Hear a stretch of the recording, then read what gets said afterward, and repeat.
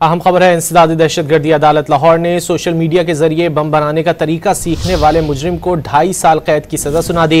मजीद जानेंगे don news के नुमाइंदे राना बिलाल से। राना बिलाल, क्या तफसीलात हैं?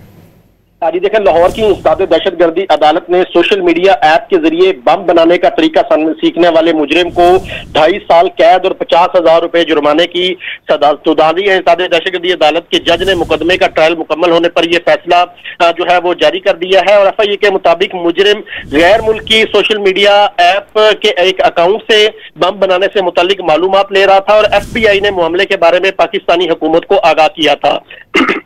फैसले में यह भी कहा गया है कि हुकूमत पाकिस्तान ने FIA को मामले की मुकम्मल छानबीन की हिदायत की और FIA की जानिब से दौरान ट्रायल 8 गवाह अदालत में पेश किए गए।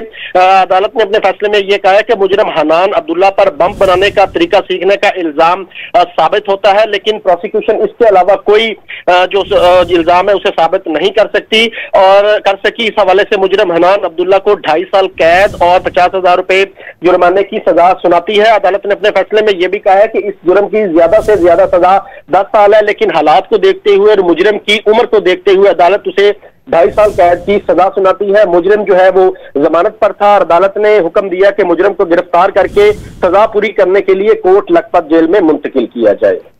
बहुत शुक्रिया राना बिलाल इन तफसीलात के लिए।